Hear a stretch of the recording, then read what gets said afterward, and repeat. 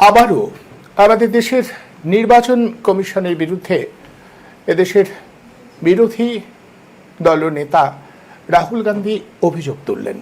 পরিষ্কার অভিযোগ তুলে বললেন যে নির্বাচন কমিশনের এখন যিনি মুখ্য দায়িত্বে সেই জ্ঞানেশ কুমার যারা ভোট চুরি করছে তাদের আড়াল করবার চেষ্টা করছেন। একেবারে পরিষ্কার এই অভিযোগটা রাহুল গান্ধী করলেন।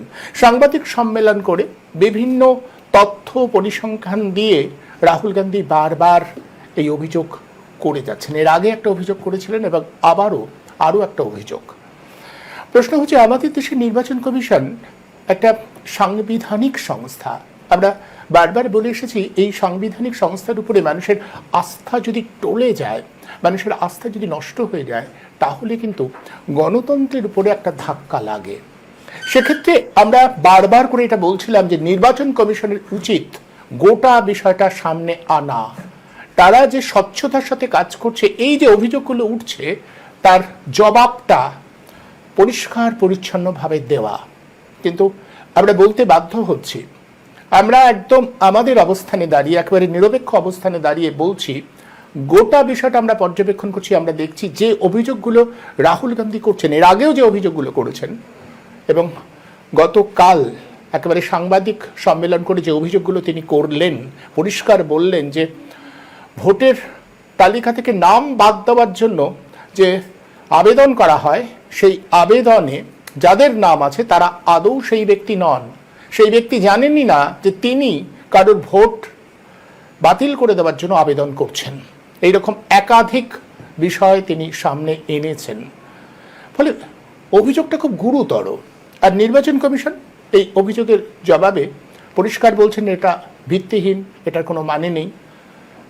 তারপরেই যেটা নির্বাচন কমিশন বলছে যে হলফনামা দিয়ে বলতে হবে। আমাদের প্রশ্ন, কেন?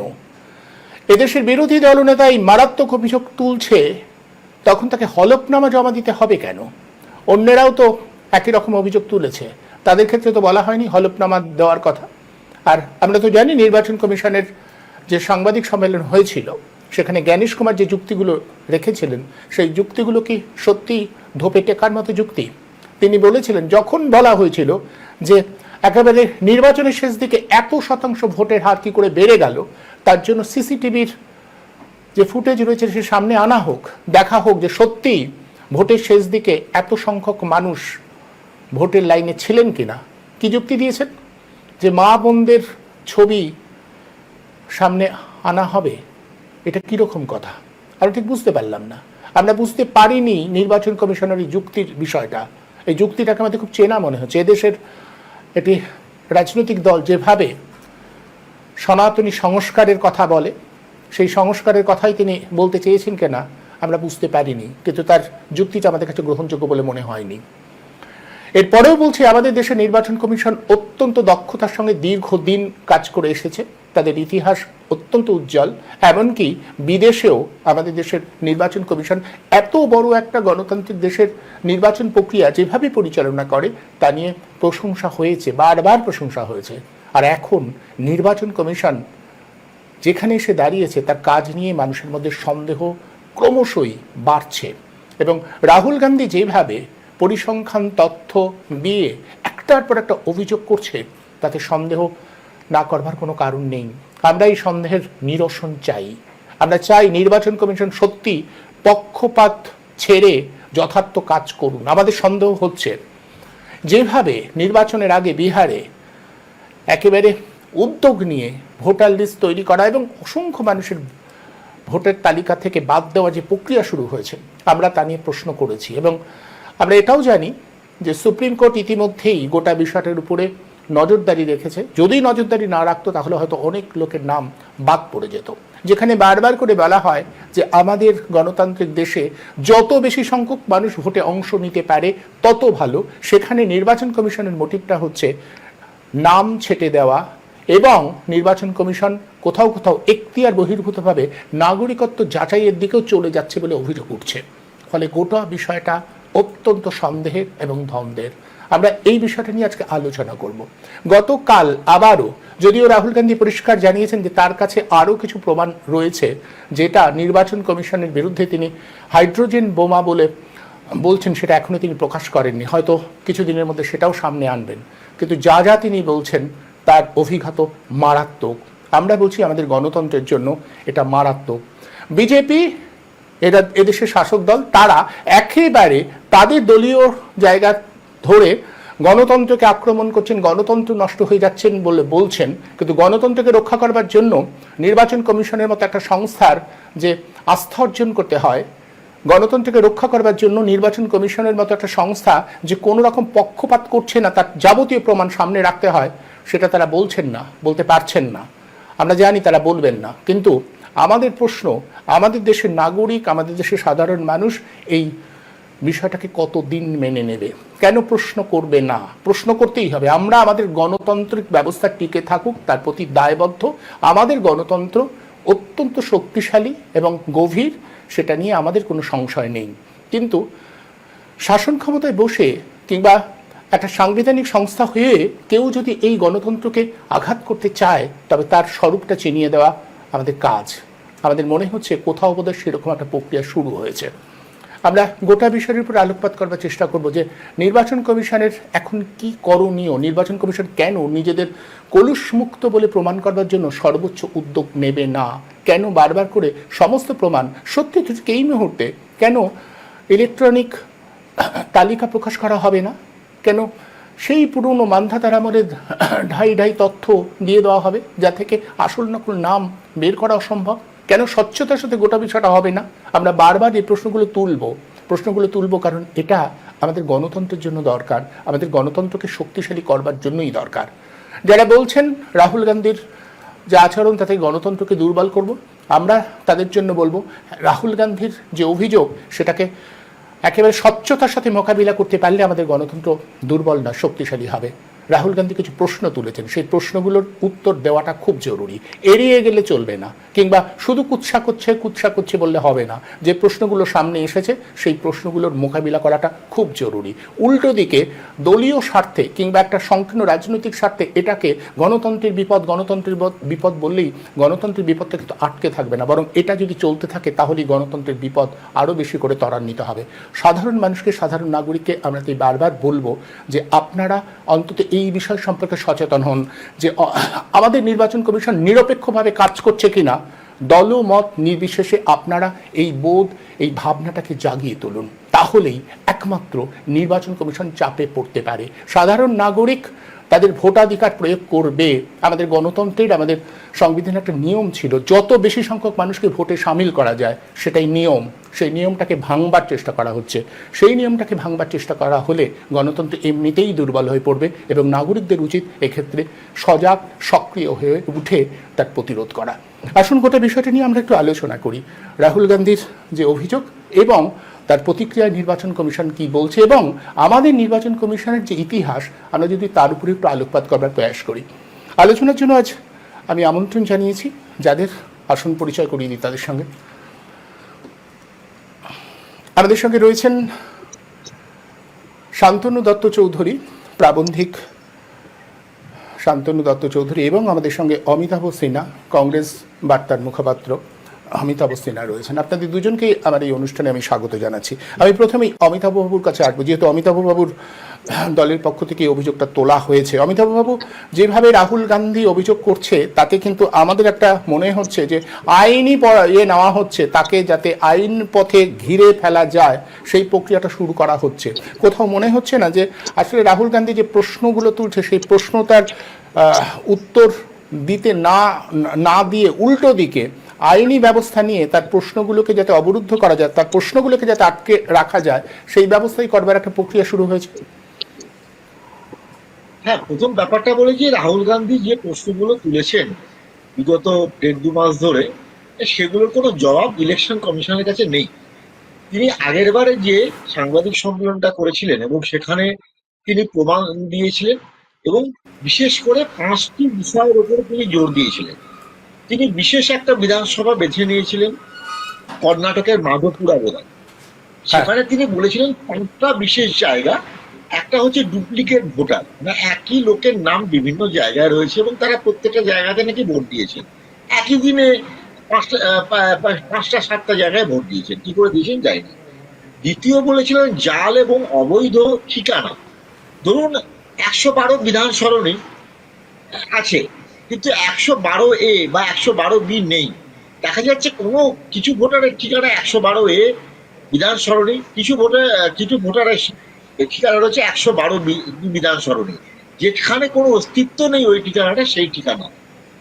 তিনি আরেকটা কথা বলেছিলেন যে একই ঠিকানায় ভুয়ো ভোটার।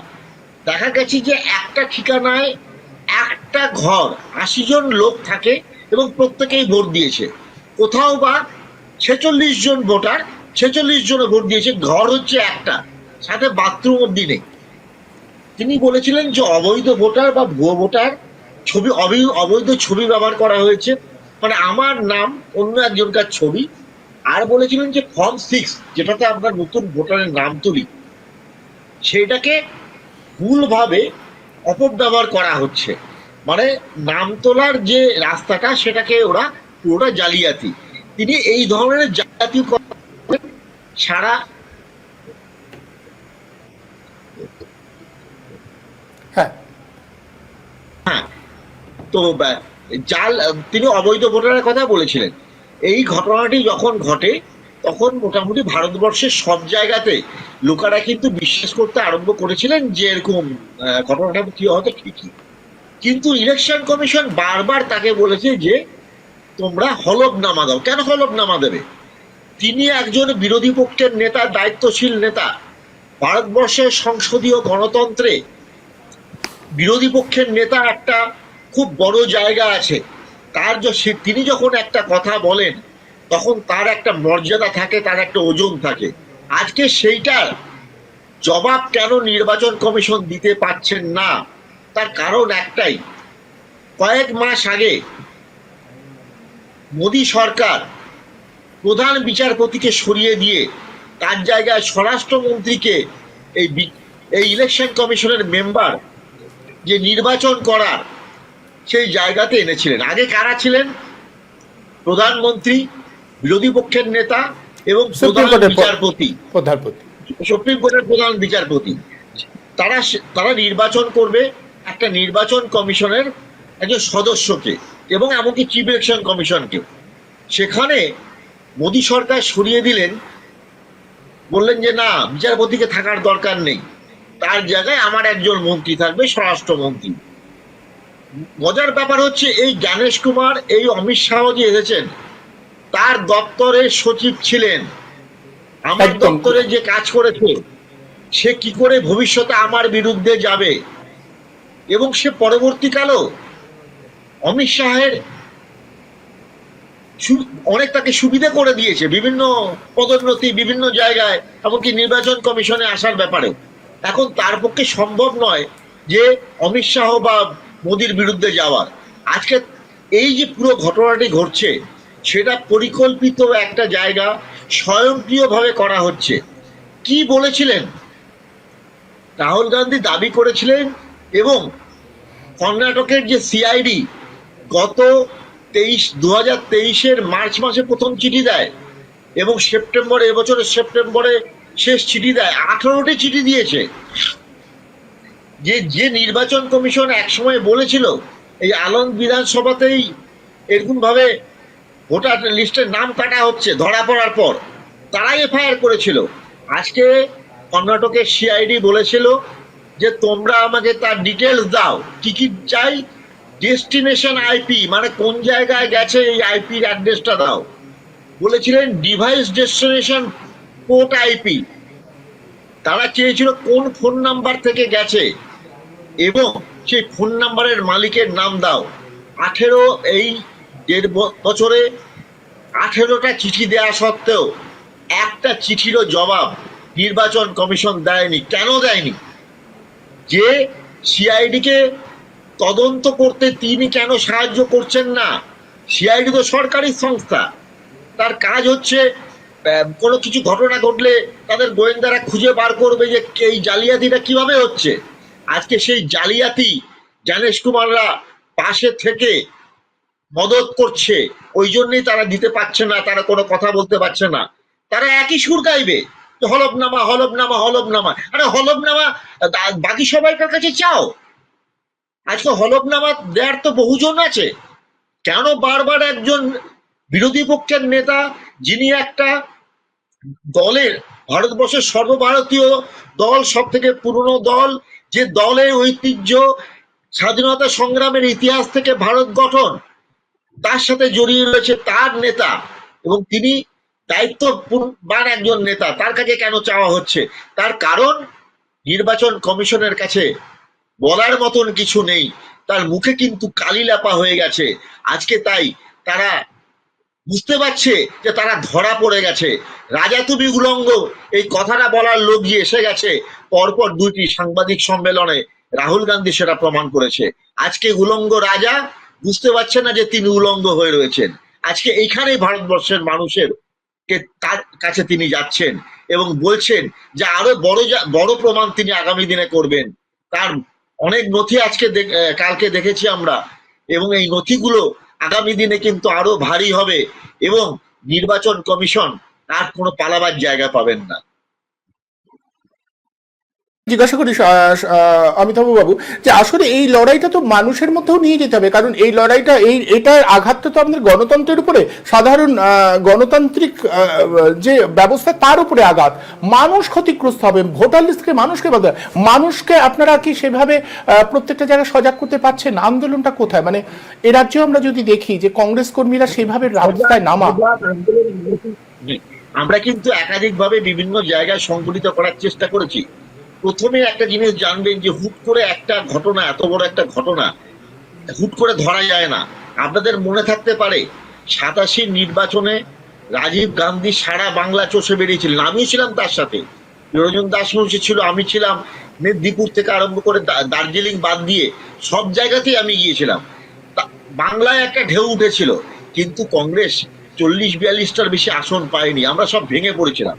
পরবর্তীকালে বরুণ সেনগুপ্ত প্রকাশ করলেন যে বামফ্রন্ট বৈজ্ঞানিক রিগিং করছে, বৈজ্ঞানিক পদ্ধতিতে এই ভোট চুরিটা করছে। কিভাবে? 10% কংগ্রেসের ভোটার বাদ দাও, 10% ভুয়ো ভোটার ঢুকিয়ে দাও।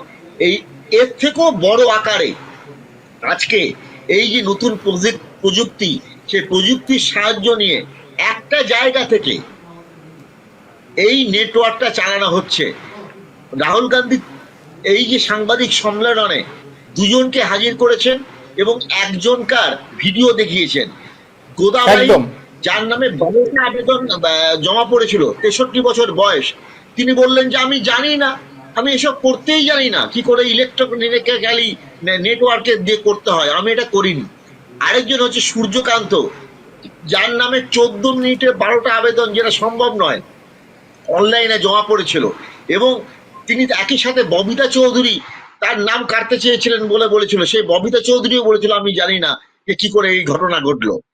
সব থেকে মজার ব্যাপার, এই যে ঘটনা তিনি নিয়ে এলেন এই তিনজনকে দেখে মানুষ কিন্তু বুঝতে পারছেন যে একটা বড় জালিয়াতি হয়েছে।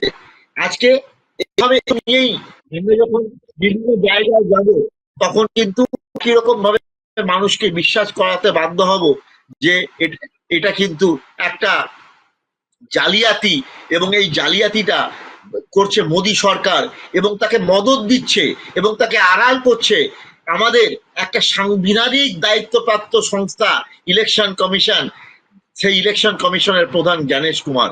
আমরা এই কথাটা বারবার সব জায়গাতেই নিশ্চয়ই বলবো। আগামী দিনে আমাদের কণ্ঠস্বর আরো বেশি সোচ্চার হবে, এই ব্যাপারে আপনি নিশ্চিন্ত থাকতে পারেন। বাবুর কাছে শান্তনুবাবু, আপনি শুনলেন যে একের পর এক যে অভিযোগগুলো মারাত্মক। নির্বাচন কমিশনের মতো একটা সাংবিধানিক সংস্থা আমাদের, আমি বারবার করে এই আশঙ্কাটা প্রকাশ করছি যে বিভিন্ন ক্ষেত্রে আমরা গত কয়েক বছরে দেখছি আমাদের যে কনস্টিটিউশনাল ইনস্টিটিউশনগুলো, সেগুলোর উপরে আঘাত আসছে। এই রকম একটা মারাত্মক অভিযোগ আপনি অনেক ভালো বলতে পারবেন যে নির্বাচন কমিশনের ইতিহাস, মানে আমাদের নির্বাচন কমিশন একটা গ্লোরিয়াস, মানে কি বলবো, খুব গৌরব অধ্যায় রয়েছে। কোথাও মনে হয় না তার উপরে আঘাত পড়ছে? দলীয়করণের মধ্য দিয়ে আসলে নির্বাচন কমিশনের যে ফেলে আসা গৌরবময় ঐতিহ্য, যেটা গোটা পৃথিবীতে একসময় সমাদৃত ছিল, সেটাকেই নষ্ট করা হচ্ছে।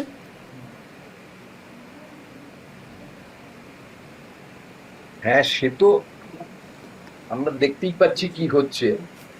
নির্বাচন কমিশনের মতন একটা সাংবিধানিক সংস্থা, যারা কিন্তু প্রধানমন্ত্রীর কাছে জবাবদিহি করার জন্য দায়িত্ববদ্ধ নয়, একদম। তারা তারা প্রধানমন্ত্রীর নিয়ন্ত্রণাধীনও নয়। নির্বাচন কমিশন স্বাধীন, নির্বাচনহীন এবং স্বাধীনভাবেই তারা ফ্রি অ্যান্ড ফেয়ার ইলেকশন করবে, এটাই তাদের দায়িত্ব। এবং ভারতবর্ষে বহুদলীয় প্রাপ্তবয়স্কের ভোটাধিকারের ভিত্তিতে বহুদলীয় গণতান্ত্রিক ব্যবস্থা যা আমাদের সংবিধানে দেওয়া হয়েছে, সংবিধান কর্তৃক প্রবর্তিত, সেটাকে রক্ষা করার প্রধান দায়িত্ব হচ্ছে নির্বাচন কমিশন।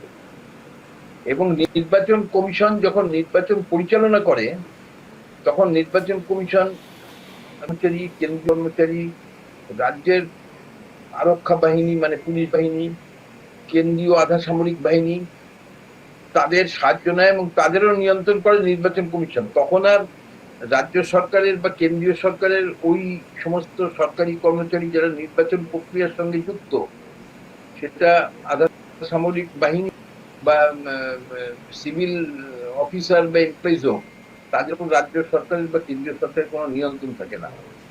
তারা নিরপেক্ষভাবে যাতে নির্বাচনটা পরিচালনা করে, নির্বাচনী দায়িত্ব পালন করে, তার জন্য নির্বাচন কমিশনকে তাদের কন্ট্রোল করার দায়িত্ব দেওয়া আছে নির্বাচন ঘোষণা হয়ে যাওয়ার পর থেকে নির্বাচন প্রক্রিয়া সম্পূর্ণ হওয়া পর্যন্ত।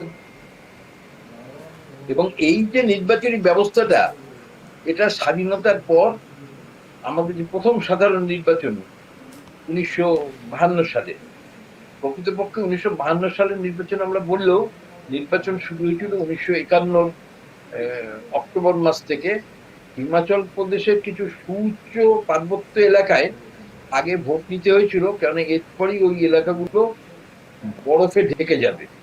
সেখানে কিছু বৌদ্ধ সন্ন্যাসী বাস করতেন, তারাও যাতে ভোট দিতে পারেন তার জন্য নির্বাচনী কর্মীরা সেই সুউচ্চ পার্বত্য অঞ্চলে গিয়ে তাদের ভোট নিয়ে এসেছিলেন।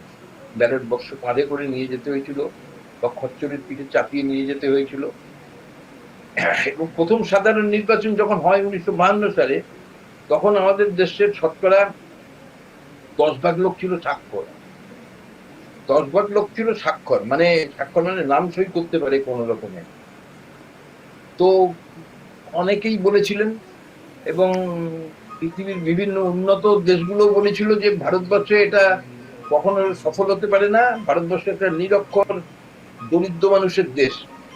কিন্তু এটা আমাদের প্রথম প্রধানমন্ত্রী পণ্ডিত জওহরলাল নেহরু ডিটারমিন্ড ছিলেন যে প্রাপ্তবয়স্কের ভোটাধিকারের ভিত্তিতেই বহুদলীয় গণতান্ত্রিক ব্যবস্থাই আমাদের ডেস্টিনি, আমাদের লক্ষ্য, আমরা সেটা কার্যকর করবই। ভোট হলো এবং সুনিপুণভাবে ওই নিরক্ষর মানুষ কিন্তু তাদের পছন্দ মতন ব্যালট পেপারে ছাপিয়ে ব্যালট বাক্সে সেগুলো ফেললেন।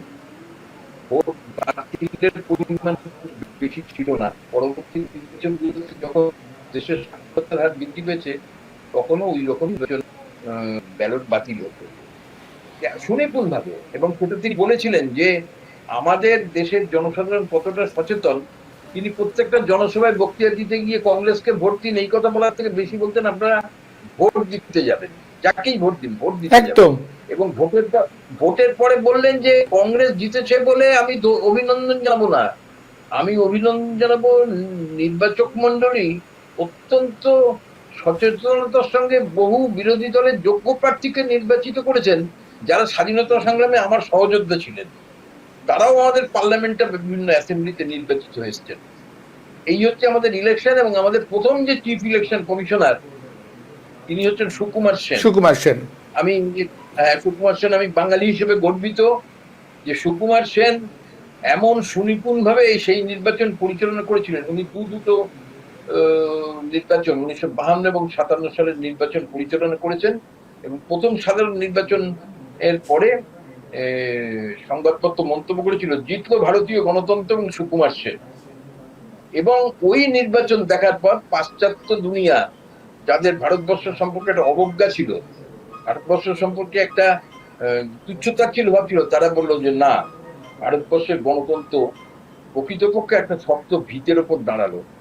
আজকে দ্বিতীয় বিশ্বযুদ্ধের পর স্বাধীন হয়েছে আমাদের সঙ্গে যে দেশগুলো, কোন দেশে আমাদের ভারতবর্ষের মতন প্রাপ্তবয়স্কের ভোটাধিকারের ভিত্তিতে আজকে প্রায় 70 বছর ধরে ধারাবাহিক গণতান্ত্রিক ব্যবস্থা চলছে, কোনো দেশে টিকে নেই। ভারতবর্ষে গণতন্ত্রের এখানে শক্তি, এবং সেই যে শক্তি সেইটা অর্জন করার জন্য আমাদের প্রধান হাতিয়ার হচ্ছে ইলেকশন কমিশন। সেই ইলেকশন কমিশনকে বর্তমানে কার্যত একটা দলীয় কার্যালয়ে পরিণত করা হয়েছে। যে সমস্ত illustrious personality chief election commissioner হিসেবে দায়িত্ব পালন করেছেন, সুকুমার সেন থেকে শুরু করে টিএন সেশন, ওয়াইএস কুরেশি, তাদের যে পারফরমেন্স এবং যে নিষ্পক্ষভাবে যে নির্বাচন পরিচালনা করেছেন। আমি আরেকটা উদাহরণ দিই, 1977 সালে যে নির্বাচন হয়েছিল, জাস্ট এমার্জেন্সি ঘটে হয়েছে 77-এ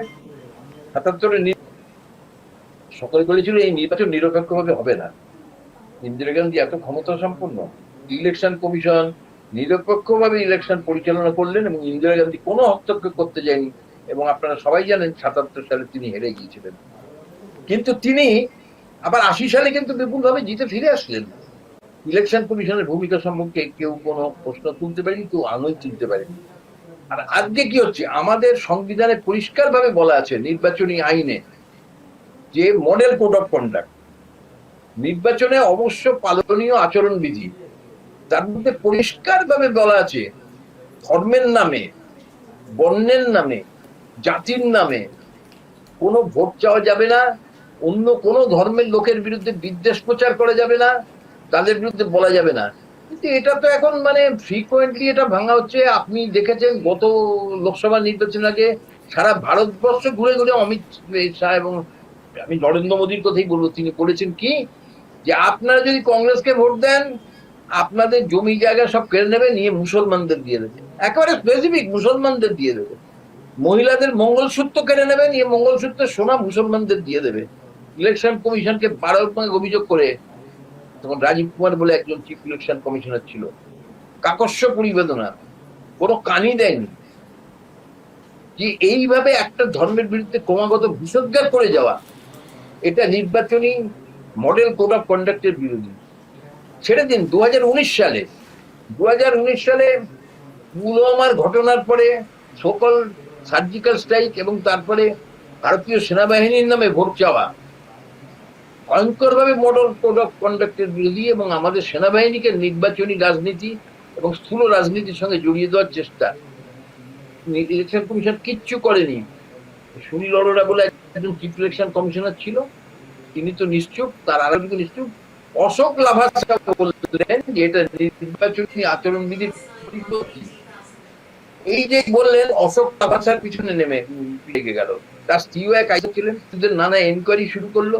তার ছেলে একটা প্রাইভেট কোম্পানিতে চাকরি করতো, সেই প্রাইভেট কোম্পানিকে চাকরি অশোক লাভাসার ছেলেকে চাকরির থেকে বরখাস্ত করানো হলো। অশোক লাভাসা তিথি বিরক্ত হয়ে নির্বাচন কমিশন থেকে রিজাইন করলেন এবং তারপর তিনি এশিয়ান ডেভেলপমেন্ট ব্যাংকে চলে যান। এই যে অবস্থাটা চলছে, গতকালও অমিত শাহ বিহারে গিয়ে বলেছেন যে রাহুল গান্ধী বিহারে যে ভোট চুরির বিরুদ্ধে পদযাত্রা করছেন, ওনার আসল অভিপ্রায় হচ্ছে অনুপ্রবেশকারীদের নাম যাতে ভোটার লিস্ট থেকে বাদ না যায়। এবার বিহারের ভোটার লিস্টে অনুপ্রবেশকারীদের নাম আছে, এটা অমিত শাহ বলে বেড়াচ্ছেন, মোদী বলে বেড়াচ্ছেন, ইলেকশন কমিশন যারা তাদের বসঙ্গত ভিত্ত তারাও কিন্তু বলছে না। তারা যে 65 লক্ষ লোকের নাম বাদ দিয়েছে তার ভেতর কোন বাংলাদেশ থেকে আসা অনুপ্রবেশকারী আসে কথা কিন্তু বলছে না।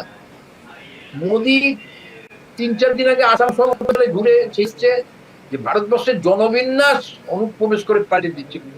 কোন দেশ থেকে অনুপ্রবেশ করে জনবিন্যাস পাল্টে দিচ্ছে? বাংলাদেশ থেকে এবং বার্মার থেকে রোহিঙ্গারা।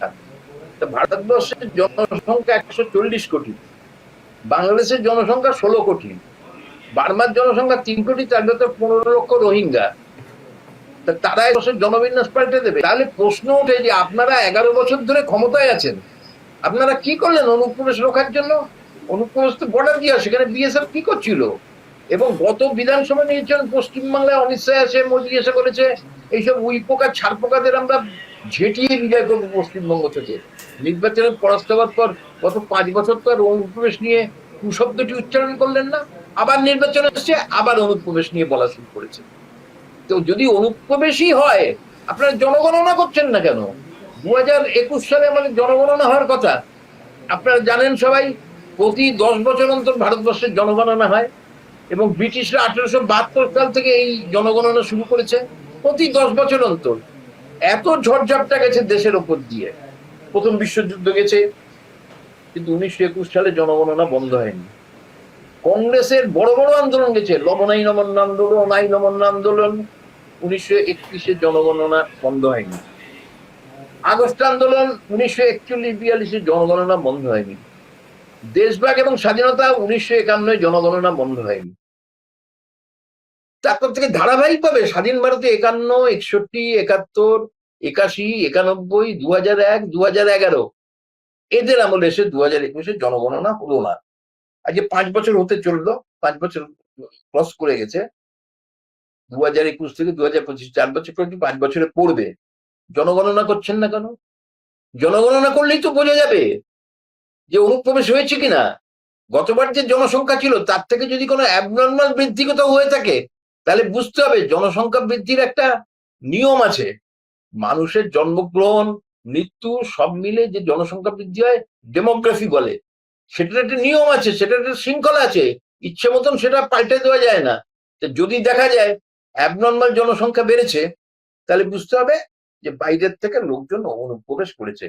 কিন্তু সেটা প্রমাণ করতে পারবেন না বলে জনগণনা না করে বারবার করে অনুপ্রবেশ অনুপ্রবেশ অনুপ্রবেশ অনুপ্রবেশ বলে একটা মিথ্যাকে 1000বার বলে সত্যে পরিণত করে। এটা হচ্ছে গোয়েবলসের রণকৌশল। হিটলারের প্রচার সচিব তিনি বলেছিলেন একটা মিথ্যাকে 1000বার বললে সেটা সত্যে পরিণত হয়। বহু শিক্ষিত লোক বলে যে এখানে যা অনুপ্রবেশ, আমাকে কালকেই একজন হাবড়ার লোক বলেছেন যে সাংঘাতিক অনুপ্রবেশ হয়েছে। তখন আমি বললাম যে আপনি তো হাবড়ায় বাড়ি, আপনি কোন এলাকায় থাকেন? তা বললো আমি বাণীপুর এলাকায় থাকি। আপনারা এই জায়গাগুলোর নামের সঙ্গে অনেকটা পরিচিত বলে আমি বলছি।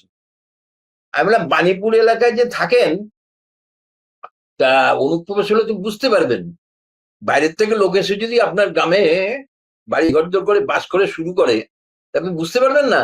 বলে দেখছি তো করছে তো। আমি তারা কারা? বলে তারা সমস্ত হিন্দু, বাংলাদেশি হিন্দু, আজ 10-20 বছর ধরে করছে। আরে হিন্দুদের তো বিজেপি অনুপ্রবেশকারী বলে না, তাদেরকে বলে শরণার্থী। আপনি কোনো মুসলমানকে ঢুকে বসে পড়তে দেখেছেন? বলছে না, তা দেখিনি।